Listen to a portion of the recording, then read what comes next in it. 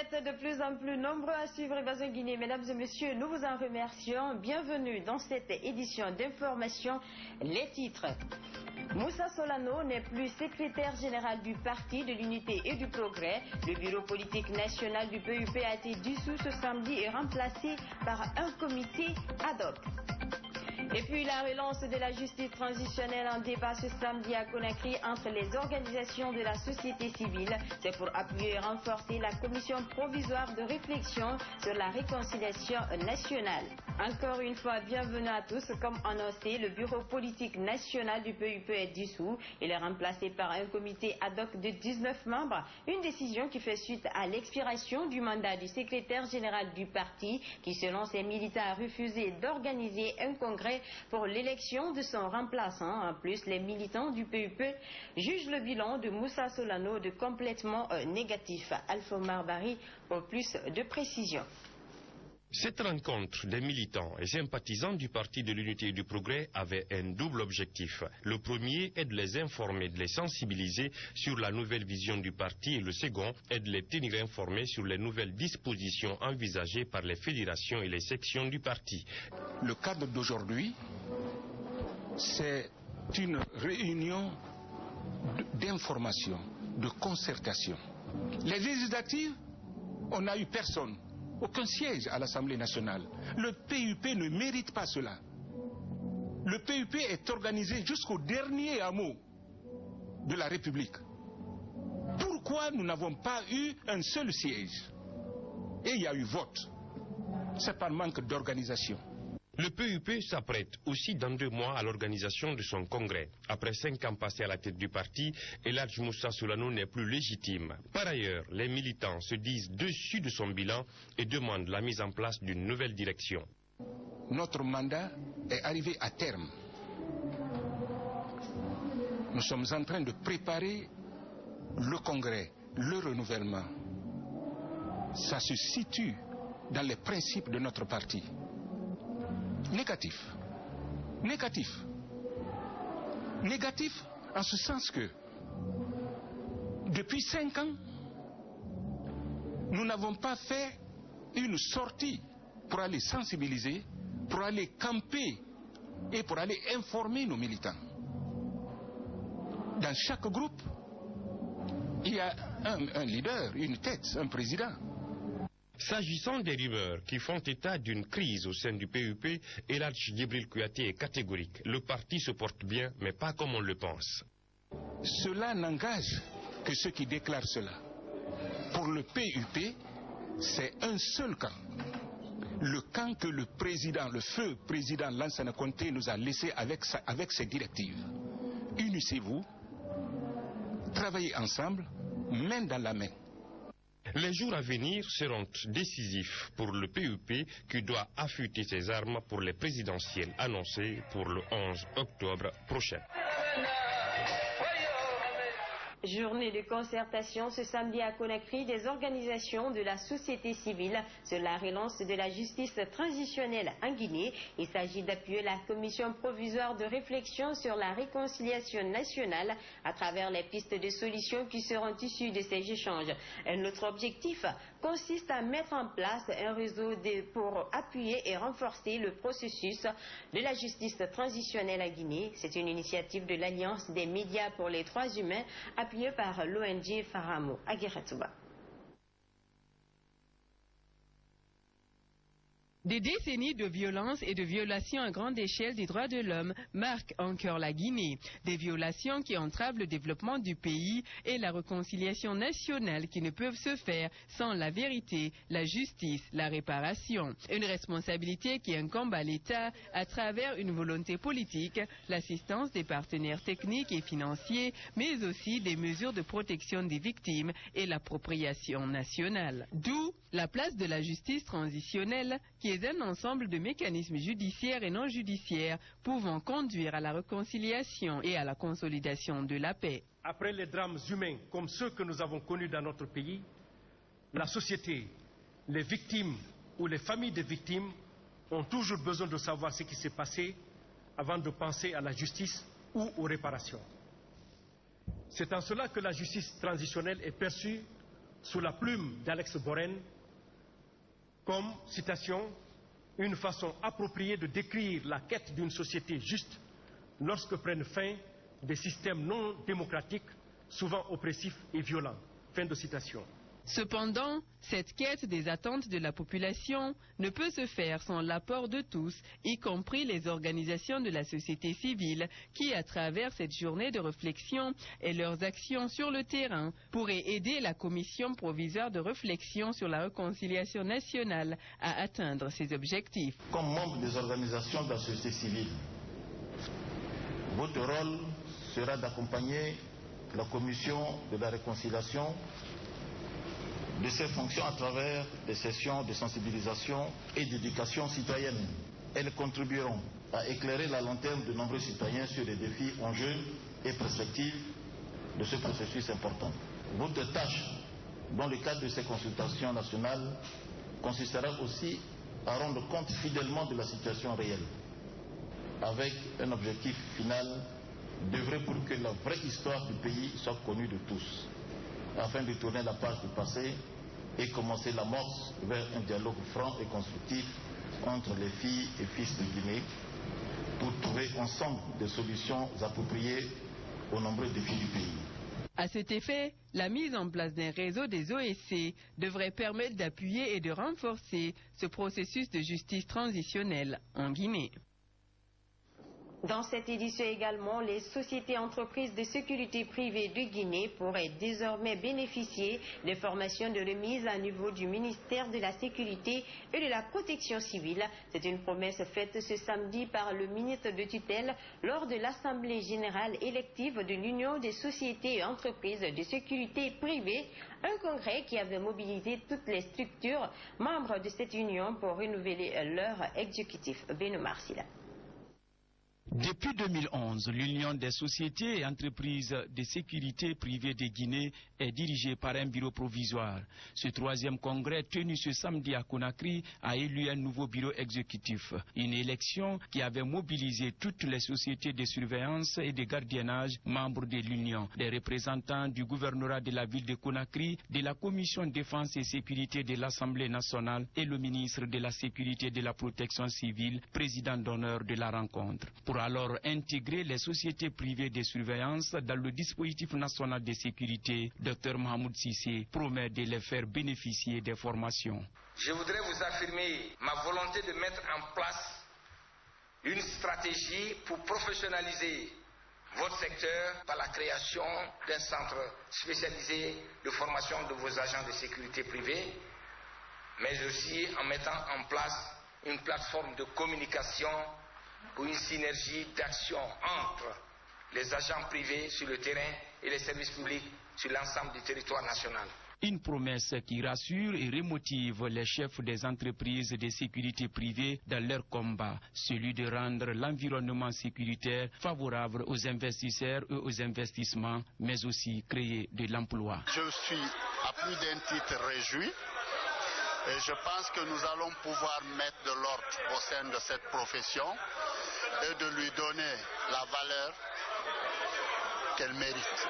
Et nous allons enfin prouver que nous sommes des compagnies de sécurité capables. Après la lecture des rapports administratifs et financiers, des statuts et règlements intérieurs de l'Union, suivi de la démission du bureau sortant, un nouveau bureau exécutif de 17 membres, dont 3 femmes, a été élu sous la supervision d'une notaire. Et Mansa Moussa Sidibé, PDG de BCEP, a été élu président. Il ambitionne de révolutionner l'Union. Tout ce que nous ferons désormais, en ce qui concerne la formation des agents, en ce qui concerne nos différentes organisations, c'est faire en sorte que nous apportions bon vivre pour notre population, pour la Guinée et les Guinéens. Et nous invitons les autres qui n'ont pas encore adhéré à adhérer à notre union, parce que la mission consiste à défendre les intérêts des sociétés de gardiennage et défendre les intérêts de nos travailleurs.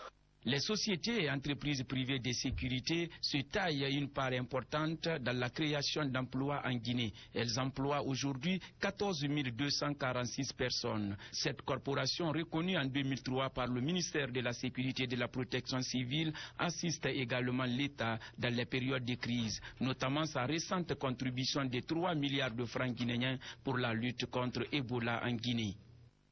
L'information, c'est aussi le groupe organisé des hommes d'affaires Goa qui a fait une déclaration ce samedi à Conakry, déclaration dans laquelle le Goa dénonce les pillages dont les commerçants ont été victimes pendant les manifestations politiques. L'organisation demande à l'État d'assurer la sécurité des opérateurs économiques et de leurs biens. Nabi Kamara, Oulemat Kouroudialo. Ces dernières années, les commerçants guinéens ont toujours été victimes de pillages et attaques lors des manifestations de rue. Cette triste réalité que vivent les commerçants est au centre des préoccupations du Goa. Le président de cette organisation est monté au créneau pour dénoncer ces différents pillages. Nous ne pouvons pas rester bras croisés et laisser faire cette situation. Ce n'est pas possible. Donc, nous disons ce qui s'est passé. À chaque étape, soit c'est pendant les mouvements, ou bien c'est le lendemain, ou voire même le surlendemain des événements, que des personnes rentrent dans des boutiques et magasins ou dans des concessions de gens pour faire des pillages. Ce que nous déplorons, nous condamnons et nous demandons d'arrêter ça immédiatement. De ne jamais, je dis bien de ne jamais, toucher les biens des opérateurs économiques, toucher à un commerçant. Le Goa est une structure de promotion et de protection des commerçants. Le patron de cette organisation demande donc à l'État d'assurer la sécurité des opérateurs économiques et de leurs biens. Nous avons tenu des conférences, des formations sur le droit et devoir des opérateurs économiques à plusieurs reprises et pendant plusieurs années pour que les taxes soient payées sans difficulté dans ces pays. Et je pense que cela se passe normalement. Donc, la récompense qu'on attend de ça de l'État, quand même, c'est d'être sécurisé et protégé et rassuré. Parce que les opérateurs payent à cause de ça. Nous sommes des citoyens à part entière. Si nous faisons notre devoir, nous attendons à ce que l'État nous protège. Dans nos lieux de travail, dans nos domiciles et partout, nous demandons à ce que l'État nous protège. Le président du groupe organisé des hommes d'affaires a aussi interpellé les leaders politiques à sensibiliser leurs militants pour ne pas s'attaquer aux biens des commerçants. Et nous demandons à l'ensemble de la classe politique de sensibiliser leurs militants et sympathisants pour ne pas toucher les commerçants et de leurs biens. Parce que nous sommes des citoyens à part entière. Sans le commerce dans un pays, le pays ne vivra pas. Tout le monde a besoin de commerçants. Nous avons prouvé cela sur le terrain. A rappelé que les opérateurs économiques payent toujours un lourd tribut pendant les marches politiques, mais ils ne sont jamais indemnisés par l'État. Le ministre de l'Enseignement technique, de la formation professionnelle et du travail était en face aux jeunes étudiants ce samedi. L'objectif était d'imprégner ce futur cadre des réalités du marché de l'emploi afin de leur permettre de l'affronter avec persévérance et efficacité. Manian Kondi. Si l'accès à l'instruction et à l'éducation semble chose aisée en Guinée, force est de reconnaître que la recherche de l'emploi reste une préoccupation majeure pour les autorités, mais aussi pour les diplômés sans emploi. Au cours d'une rencontre organisée ce samedi, le ministre de l'Emploi et du Travail a fait un rappel sur l'état des lieux du marché de l'emploi en Guinée depuis 2010. La démarche devrait permettre aux jeunes de voir clair dans le monde de l'emploi afin de faciliter leur insertion socio-professionnelle. Le marché de l'emploi en 2010, je l'ai dit, c'était une économie en embauche. Il n'y avait pas de croissance. Tous les économistes, tous les spécialistes vont vous dire que pour avoir du travail, pour créer de l'emploi, il faut qu'il y ait de la croissance. Donc il faut des investissements. Il n'y en avait pas. Et les différents secteurs économiques, que ce soit l'agriculture, les services, l'industrie, ils étaient tous sinistrés. De 2011 à nos jours, au moins une cinquantaine d'industries ont été créées en Guinée. Des opportunités d'emploi qui, malgré tout, restent insuffisantes. C'est pourquoi le ministre du Travail a prodigué des conseils pratiques aux jeunes pour faciliter leur accès à l'emploi, notamment la maîtrise des techniques de recherche d'emploi, l'optimisation de leur employabilité à travers leur formation de base ou encore l'auto-emploi. Des conseils qui semblent tomber dans de bonnes oreilles. Bon, on voit qu'à cette conférence, vraiment, on a beaucoup de possibilités, on a beaucoup de souhaits, vraiment, on attend plein de choses, vraiment, de la part du gouvernement. Mais j'ai un message aussi à lancer pour cette jeunesse. Il ne faut pas qu'on attende tout des autorités, il ne faut pas qu'on attende tout. Nous-mêmes, on peut même se former, se créer même notre propre petite entreprise et aller vraiment vers les bailleurs de fonds. Surtout le professeur Alpha Condé a dit un mot, il dit que je ne peux pas venir vous donner de l'argent, mais organisez-vous en association, en structure, en groupement, montez des projets, ainsi le gouvernement viendra vous aider. Selon les statistiques sur les voies vers l'emploi en Guinée, au moins 21% de personnes accèdent au travail à travers leurs relations personnelles, 47% par leur propre démarche, 8% par les concours et tests et 66% à travers l'auto-emploi. D'une rencontre à une autre, conférence de débat ce samedi à l'Institut universitaire des hautes études de Guinée, ici à Simambousia de Ratouma, sur Ebola. Cette conférence avait pour objectif d'inciter les étudiants à s'impliquer dans la sensibilisation de cette épidémie qui sévit dans le pays depuis l'année dernière. Mamadi Dekondé. Pour sa première activité, le réseau des journalistes contre Ebola a choisi l'Institut universitaire des hautes études de Guinée. Au cours de cette conférence de débat, il a été question des mesures de prévention de l'épidémie d'Ebola et surtout de la mobilisation sociale contre l'épidémie. Alors, il était question de faire une sensibilisation au niveau des étudiants de cette université pour les amener à faire changement de comportement. Et comme vous le savez, le changement de comportement est égal à sensibilisation, comme on est en train de le faire dans les quartiers, dans les régions et en République de Guinée aujourd'hui.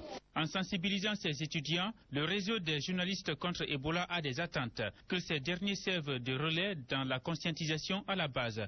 Nous, au réserve, nous pensons que déjà chaque étudiant ou chaque élève doit être un maillon fort dans la communication contre cette épidémie à virus Ebola. Si les élèves, les étudiants sont informés sur l'existence de la maladie, les moyens de contamination, les moyens de prévention, nous pensons qu'ils peuvent être de véritables relais au sein de leur famille, au sein de leur communauté. Pour les étudiants de l'Institut universitaire des hautes études de Guinée, le message est passé. Ils s'engagent à jouer leur partition. Ouais, personnellement, je le dirais oui avant qu'on ne me parle de la conférence. Étant un étudiant majeur maintenant, étant, disons, un cadre de l'État, consciencieusement, je suis prêt à me battre de façon pacifique, à combattre, à éradiquer ce virus Ebola, et cela, je le commencerai dans ma famille moi-même, avant que je ne parte sur le terrain. Le réseau des journalistes contre Ebola entend élargir les conférences de débat à d'autres établissements à Conakry et à l'intérieur du pays. L'utilisation sans prescription médicale des hypnotiques, communément appelés somnifères, est dangereuse pour la santé. De nos jours, plusieurs personnes prennent ces médicaments soit pour bien dormir ou encore bien se sentir à l'aise. Cependant, la prise excessive des somnifères qui sont destinés à agir sur le sommeil peut avoir des répercussions sur la santé de l'homme. Nénombaldi. Ça fait 2 ans, je prends du Lexomil. Je n'arrive plus à dormir sans ce médicament. Voilà une preuve des dangers de la prise excessive des somnifères. Aujourd'hui, elles sont nombreuses, ces personnes qui souffrent de l'insomnie. Elles passent des nuits et des nuits sans fermer l'œil. Pour s'en passer, elles se lancent dans l'automédication en se procurant des somnifères pour passer des nuits paisibles. Cependant, la consommation abusive de ces médicaments a des effets dévastateurs sur l'organisme, notamment l'accoutumance. L'abus de ces somnifères, ça pourra à la longue créer des maladies cardiaques, respiratoires. Ça peut créer même la sécheresse buccale. Ça peut même à la longue créer l'insomnie. c'est que le pire, ça crée ce qu'on appelle l'accoutumance, ce qu'ils viennent de dire, la dépendance. Quel que soit le médicament, que ce soit l'exomil et tout ce qui s'ensuit, si tu ne prends pas le médicament dont tu avais l'habitude de prendre, ça ne va pas te soulager. Donc là, je pense que ça crée un autre problème. Selon Dr Souleymane Baldé, plusieurs choses peuvent se cacher derrière une insomnie. Selon lui, pour détecter les causes de l'insomnie, il faut consulter un médecin. Si vous sentez que ça ne va pas, vous avez l'insomnie, le mieux c'est de consulter un médecin, voir qu'est-ce qui est à la base de l'insomnie là. C'est pas de prendre, dire, comme je ne dors pas, il faut que j'aille chercher un médicament au marché pour faciliter le sommeil. Lui, il va te dire, c'est ça, c'est ça. Parce que si tu as des problèmes aussi, même si c'est des problèmes familiaux, ça peut t'empêcher à dormir. Si tu as une maladie cachée, ça aussi, ça peut créer l'insomnie. Plusieurs méthodes peuvent aider une personne à bien dormir selon les spécialistes. L'exercice physique, éviter tout ce qui est stupéfiant là. Café, des trucs comme ça. Tu manges très bien, ça peut te faire éviter le médicament. Et puis ce phénomène qui prend de l'ampleur au sein de la gente féminine, il s'agit de l'utilisation des fossiles par les femmes et les jeunes filles pour se faire une beauté et surtout pour séduire. Une pratique qui pourtant n'est pas sans conséquence sur la vision selon les spécialistes. Les précisions avec Sayoun Diobaté. Paraître belle reste aujourd'hui le souci majeur de nombreuses femmes et jeunes filles guinéennes. Pour cela, elles utilisent les fossiles, surtout lors des cérémonies de mariage, baptême. Une façon pour elles d'avoir une nouvelle beauté afin de séduire et attirer les hommes. La femme doit chaque fois se rendre belle. En plus, j'ai un mariage, donc je mets les fossiles pour être belle et séduire pour avoir un homme. Parlant des qualités de fossiles et celles qui l'utilisent, c'est difficile de trouver actuellement les fossiles originaux. Les commerçants qui les importent amènent des fossiles en synthétique. Celles qui achètent ne connaissent pas la différence. Il y a aussi des cols qui ont beaucoup de gaz et ça peut jouer sur les yeux. Nous savons quel type de fossiles utiliser pour chaque cliente. Les cils ont un rôle important pour les yeux. Ils sont là pour protéger le globe oculaire contre les poussières et contre certaines agressions microbiennes. Ils donnent également de l'esthétique au visage, une beauté au visage. Alors nos sœurs qui l'utilisent, c'est pour renforcer cette beauté. Pour Dr Mamadou Ouriba, ophtalmologue au CHU de Donka, les fossiles, tout comme les autres produits, calés, crayons, ont des aspects négatifs sur la vision. C'est des produits, de la même manière que les calés, les crayons que les gens utilisent, c'est des produits qui sont irritants. Ils sont là tout le temps, il y a une petite partie qui passe à la surface du globe qui irrite l'œil. L'œil est en permanence irrité. À la longue, donc, l'intéressé va toujours se plaindre de larmoiement, de photophobie, ne supporte plus la lumière. À la longue, donc, ça peut donner des troubles visuels, à type de sensation de malaise. Précisons toutefois que l'utilisation des fossiles, la pose des ongles artificiels, l'épilement des sourcils et autres sont des pratiques qui ont des conséquences néfastes chez les femmes. La paire de lunettes fumées est un objet très courtisé par les jeunes de la capitale. Si certains les portent pour se protéger les yeux contre les rayons solaires, d'autres par contre les portent pour des raisons esthétiques ou encore d'humeur. Ici à Gadjekiti. La paire de lunettes fumées, ce petit objet contenant 2 verres permettant de voir à travers et 2 manches, est conçu pour protéger les yeux contre les rayons solaires et les corps étrangers. La poussière qui contient des microbes est très prisée par les jeunes à Conakry. Pourtant, son utilisation est conseillée à une personne par le médecin après une opération. Donc, à l'hôpital, on peut conseiller à quelqu'un de porter ça lorsqu'il vient d'être opéré à globe ouvert. Après l'opération, les jours qui suivent, on peut lui conseiller de porter des lunettes contre le vent, la poussière, pendant un certain temps. Et pourquoi la coloration noire? C'est parce que là, ça diminue l'effet du soleil sur l'œil. Donc, parce que l'œil vient d'être opéré, donc c'est sensible à la lumière, c'est sensible à la poussière et au vent. On recommande aux gens de porter. Par contre, l'utilisation des lunettes fumées permet à certaines personnes qui ont des problèmes de vue de cacher cette infirmité. Dans la vie courante aussi, il y a des gens qui portent des lunettes fumées pour cacher une infirmité au niveau du visage, au niveau des yeux. Soit l'œil est blanc, un côté est blanc, l'autre permet de voir, ou bien il y a la paupière qui manque, ou bien il y a une déformation congénitale qui est là. Donc il y en a qui portent ces lunettes-là pour cacher cette infirmité. Outre ce rôle qu'elles jouent, certains les portent pour se faire voir et d'autres pour séduire. Pour moi particulièrement, je porte cette lunette, n'est-ce pas, c'est pour faire sortir ma beauté. Donc c'est pour raison esthétique, quoi. Parce que c'est pour cela que moi je porte la lunette. Vous voyez, moi je suis un habitué de lunettes, mais plus précisément les lunettes noires. Bon, pourquoi je porte réellement les lunettes noires? Premièrement, c'est pour un peu diminuer, disons, la colère, parce que si quelqu'un n'a pas le bon moral, ça sort sur le visage.